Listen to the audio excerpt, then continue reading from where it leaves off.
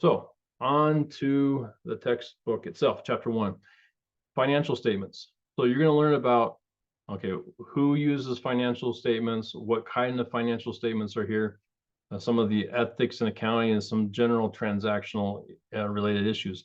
Now, the financial statements you're going to be focused on are really four. Okay, you got an income statement, which really is what are my revenues and what are my expenses for a particular period.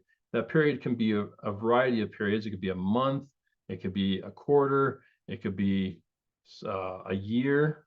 Okay. Generally speaking, I think in this class, you're going to either see it by a month or by year. All right. And then you're going to see a statement of retained earnings, which is basically a tally of what was the beginning balance of how much money I had earned in the past, plus what I've earned in this current period. Add those together, and this is what I have total today, right? So it's basically what is my net worth doing over time? How is it increasing or decreasing?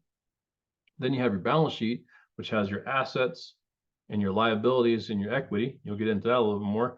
And those two values, your assets equals your liabilities plus equity, they need to balance. That's why it's called a balance sheet.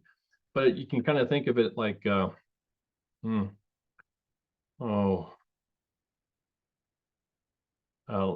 let's take buying a house. Okay, I bought a house for, let's say, $200,000. Great, that's an asset. I have a $200,000 asset.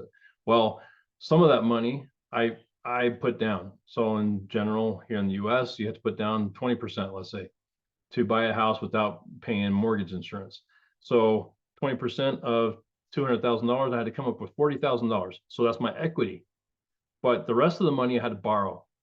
So 200,000 minus $40,000, that gives me $160,000 is in my liabilities, right? So I have assets of $200,000 equals liabilities of 160 plus equity of 40, and that would be my basic balance sheet. Now I may have a few $100,000. No, I may have a few $100 left in my bank account, and so maybe I have a bank account value of $100, and so my equity actually would be another $100. I may have earned it from mowing a lawn or something like that. Of course, I probably wouldn't be buying a house for $200,000 if I was mowing lawns for a living, but maybe I would. Maybe I'm a really good entrepreneur and I figured out that business and I got that. So I've got $200,100 on my asset side and $201,100 in my liabilities and equity side. So that's the balance sheet. Okay, pretty simple.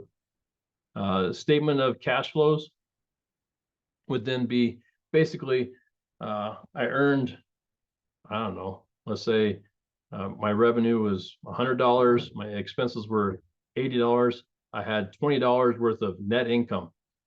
Well, not all that net income I actually earned in cash. So it kind of works you through how much cash did you have at the beginning of the period, how much did you earn in this period, how much you have in the end, and where did it come from and where did it go. So that's kind of a basic summary of your statement of cash flows.